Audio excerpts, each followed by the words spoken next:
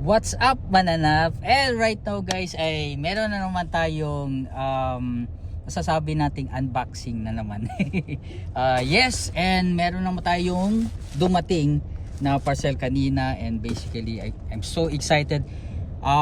Medyo kailangan na natin to buksan because medyo busy ako later, so panigurado bukas na.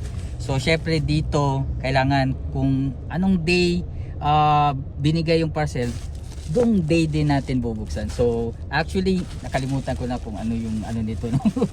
Kung ano yung na-order ko, but syempre mabuti na rin meron tayong mga surprises. Again guys, just in case that gusto nyo malaman kung saan ako nag-order ng legit talaga, legit, authentic, indeed talaga ng mga Puma, message nyo lang ako or i-DM nyo guys. So right now bubuksan na natin tong parcel na to by hand.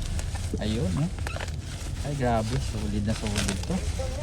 Tamang tama rin guys kasi medyo matraffic, so we have a lot of time, no? Okay, so buksan natin. Sige, i-open lang des kay para makapiright ta sa music, no? Okay, sa YouTube laban ni. Okay, so mauni siya ang ano guys, ang perfume.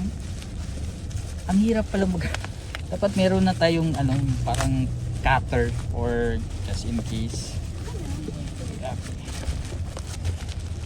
Okay na. Nandito na. Open up na siya.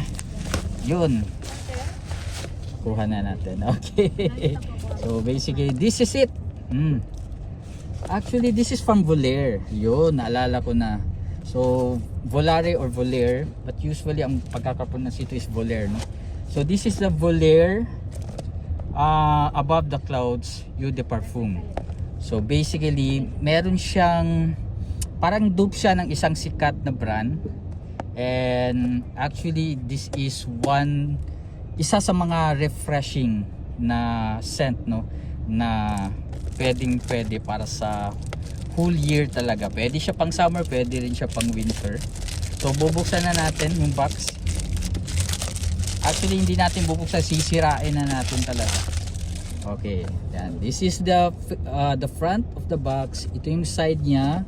Syempre with the clouds design from the above and the bottom, you know. So from yung bottom niya, nandito yung hologram, nandito rin yung barcode, and at the back naman is yung mga details na sa sobrang liit hindi ko siya mabasa.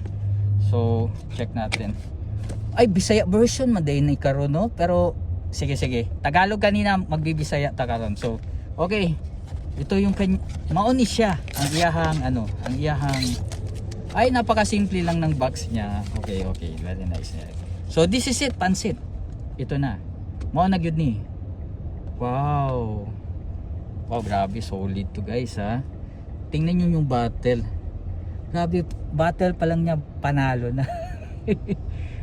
Para siyang capsulate na klase, but it's actually a spray, no. And okay, although medyo magaan yung kanyang cup, plastic siya, pero napaka nice ng design, so okay to sa akin. While the bottle naman is meron siyang tricolor. I think the blue, meron siyang emerald, meron siyang green. I really love it. But of course, ang pinaka-importante mong yun ani is ang iyahang scent, no. So i-try na to ang scent niya sa iyahang from the air, syempre. And actually naatay consultant diri.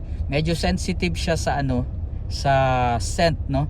So kung baho siya or dili siya refreshing, panigurado mo sa yun na siya.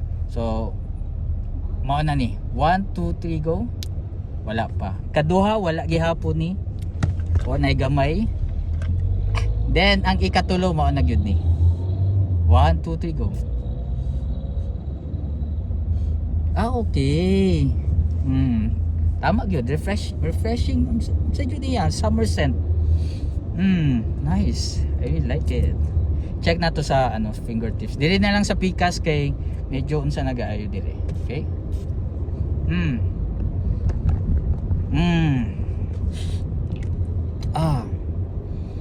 Wow, grabe. Nice kayo jud gayong iyang amoy. Naa siya pagka minty and lemony, na naa siya gamay na patchouli, but kung i-divert nimo siya, naa siya pagka Sprite, no? Grabe, refreshing jud kayo. So basically perfect ni siya for student. Perfect po ni siya just in case na daga trabaho, mao jud niya perfect para sa inyo. But kung para sa mga halimbawa panggabi, ng murag dili kayo siya on that side, pero pang adlaw okay ni siya. So na hasta yung humuta jud. No wonder dagan jud ang mga positive review ani. But again guys, ipapamacerate pa mugod nato nino, di ba? So ang full review ani is after a month. So ipapamaturate sa nako ni para makuha jud nato ang kumbaga 100% na legit jud na review regarding sa iyang siraj, sa iyang projection, and syempre sa iyang longevity, no.